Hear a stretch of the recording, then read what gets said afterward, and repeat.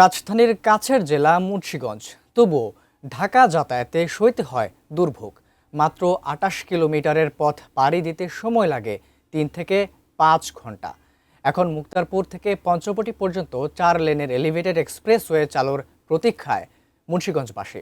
মুন্সিগঞ্জ প্রতিনিধি ভবতোষ চৌধুরী নূপুরের পাঠানো তথ্য ছবি নিয়ে ডেস্ক রিপোর্ট। যুগের পর যুগ তীব্র যানজটের সঙ্গে লড়াই করে ঢাকা যাতায়াত করতে হচ্ছে মুন্সিগঞ্জের লাখো মানুষকে। মাত্র ২৮ কিলোমিটারের এই পথ পাড়ি দিতে একদিকে যেমন চরম দুর্ভোগ, সময় ও অর্থেরও অপচয় হয়। এই দুর্ভোগ লাঘবে বাস্তবায়ন করা হচ্ছে মুক্তারপুর পঞ্চবটি দ্বিতল সড়ক ও সড়ক প্রশস্তকরণ প্রকল্প। ১০.৩৭ কিলোমিটার দীর্ঘ সড়কের প্রায় ৯.৫ কিলোমিটার নির্মাণ করা হচ্ছে এলিভেটেড এক্সপ্রেসওয়ে।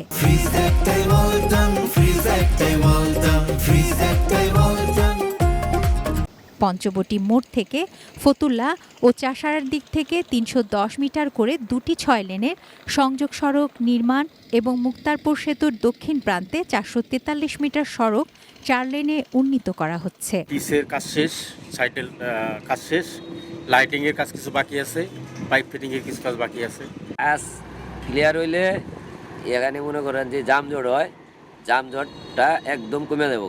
২৫ জুন প্রকল্পটি চালুর কথা থাকলেও নানা জটিলতায় তা সম্ভব হয়নি। যাত্রী ও চালকদের প্রত্যাশা দ্রুত এক্সপ্রেসওয়ে চালু করা হোক। মুন্সিগঞ্জ থেকে একটা রুগী নিয়ে গেলে আসলে অনেক সময় লাগবে, ফ্লাইওভারটা হওয়ার কারণে হয়তো বা অনেক সংক্ষিপ্ত সময়ের মধ্যে ঢাকা মেডিকেলের মধ্যে পৌঁছাইতে পারবে। আমরা যদি ফ্লাইওভার দিয়ে যাই আমাদের জন্য যাতায়াত আমাদের জন্য সুবিধা। একবার জ্যামে পড়লে মনে করেন যে ২৪ ঘন্টা ৩২ ঘন্টা পর্যন্ত আমরা বয়ে রয়েছিলাম রাস্তায়, এখন মোটামুটি ক্লিয়ার আছে।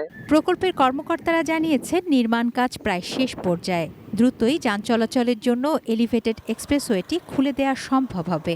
ডিজেল বাড়ার কারণে কনস্ট্রাকশন সাইট জানেনি, সব ইকুইপমেন্ট আবার ডিজেলে চলে এবং প্রত্যেকটা জায়গাতেই এটাকে এফেক্ট করছে, যার কারণে আবার প্রাইস অ্যাডজাস্টমেন্টটা বেশি লাগছে। এটা আমরা অনুমোদন নিয়ে এটা শেষ করে দেবো।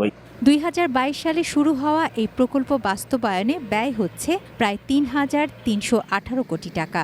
নিচের সড়কে যান চলাচল থাকবে বিনামূল্যে, তবে এলিভেটেড এক্সপ্রেসওয়ে ব্যবহার করতে হলে নির্ধারিত টোল দিতে হবে।